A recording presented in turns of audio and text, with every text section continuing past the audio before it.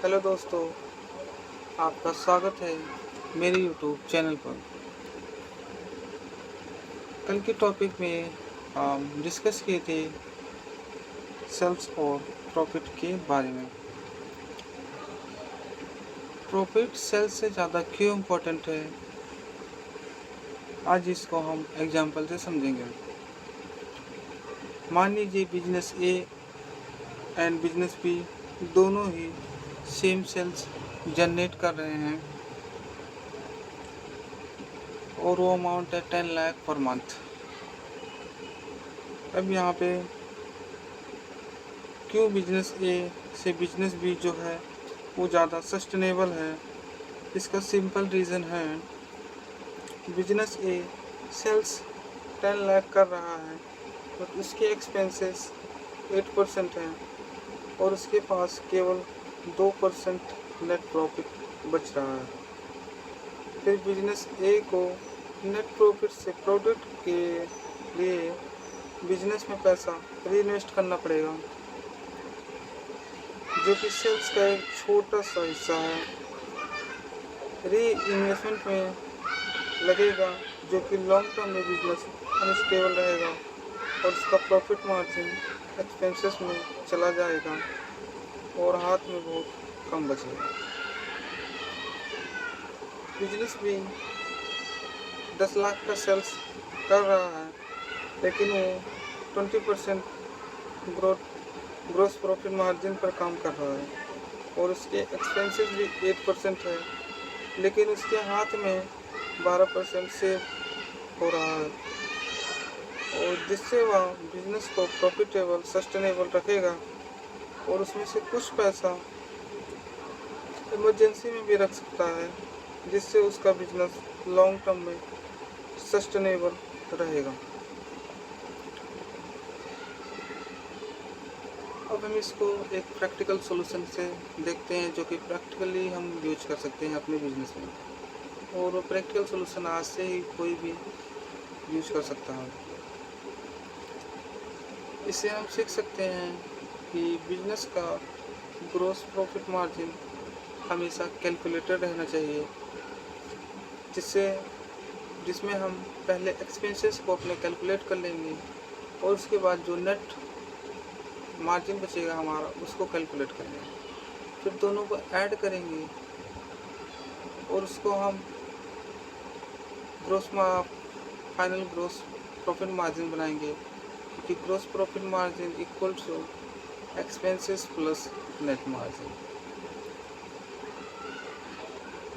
और इससे क्या होगा कि हमारा जो बिजनेस का एक्सपेंसेस रहेगा वो हमारे पास दिखेगा कि हमारा बिजनेस का एक्सपेंसेस कितना है, और बिजनेस का एक्सपेंसेस होने के बाद हमारे पास नेट मार्जिन कितना बचेगा ये भी हमें दिखेगा।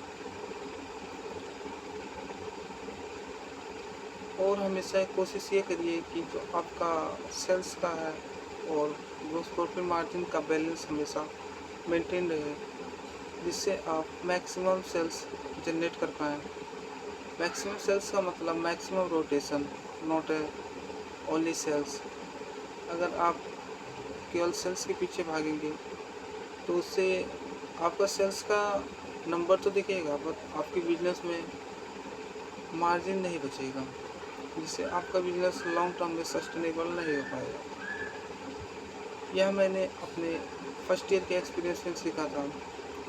मैंने कैलकुलेटेड किया, लेकिन मेरा एक्सपेंसेस लगभग 19% था और मैंने अपना जो ग्रोस प्रॉफिट मार्जिन मेंटेन कर पाया था वो लगभग 23 से 24% था। केवल 5% मेरा नेट मार्जिन बच रहा था मेरे बिजनेस में, और उसको मैंने जब लास्ट में कैलकुलेटेड किया अपने बिजनेस में तो मेरे पास री इन्वेस्ट करने के लिए उतना पैसा नहीं बचा कि जितना पैसा मेरे को बिजनेस में री इन्वेस्ट करना चाहिए, क्योंकि बिजनेस का ओवरऑल अगर वन वर्ड में देखा जाए तो business is a cash flow machine. अगर बिजनेस में कैश फ्लो मेंटेन नहीं कर पा रहे तो आप बिजनेस नहीं कर रहे हैं, आप केवल बिजनेस चला रहे हैं। हम इसको एक एग्जांपल से और समझ सकते हैं। मान लीजिए आपने कोई साड़ी 100 रुपये के लेके आए हैं और आपने उस पे 10% ग्रॉस प्रॉफिट मार्जिन जोड़ा गया है, जिसमें से आपको 100 रुपये की साड़ी का 10% 10 रुपये होगा, जिसमें से बिजनेस ए जो था वो 8 रुपये एक्सपेंसेस में चले जा रहे थे, 2 रुपये उसके पास नेट मार्जिन बच रहा था। अब वो 2% 2 रुपये अपने बिजनेस में कैसे रीइन्वेस्ट करेगा, क्योंकि इसका नेट मार्जिन तो बच ही नहीं रहा है। अब हम बिजनेस बी को देख सकते हैं। बिजनेस बी भी वही सेम 150 रुपये का ला रहा है, लेके आ रहा है, तो उसका जो ग्रॉस प्रॉफिट मार्जिन है वो 20% है, तो 100 रुपये का 20% 20 रुपये हो गया, तो 20 में से वो 8% एक्सपेंसेस से काट दे रहा है। अब उसके पास बचे 12 रुपये। अब वो 12 रुपये क्या कर सकता है, 6 रुपये अगर 50% इन्वेस्ट कर रहा है बिजनेस में, तो उससे क्या होगा, उसका बिजनेस ग्रोथ भी करेगा और लॉन्ग टर्म में सस्टेन भी रहेगा। और 6 रुपये बचे, 6 रुपये वो कैश के फॉर्म में रख सकता है, जिससे उसका कैश फ्लो मेंटेन रहेगा। अब मैं समझ सकता हूँ कि आप लोग जो भी बिजनेस में हैं वो समझ सकते हैं। ये मैं एक रियल प्रैक्टिकल सॉल्यूशन दे रहा हूँ, जो कि कोई भी आज से बिजनेस में यूज़ कर सकता है, चाहे वो कितना बड़ा भी व्यापार कर रहा हो या कितने छोटे लेवल पे व्यापार कर रहा हो, सभी लोग इसको यूज़ कर सकते हैं। सो आज के लिए इतना ही। Thank you. Please subscribe my channel for daily आपको एक न्यू बिजनेस लेसन मिलेगा, जो कि आप अपने बिजनेस में यूज़ कर सकते हैं। इसके लिए आपको दिल से धन्यवाद।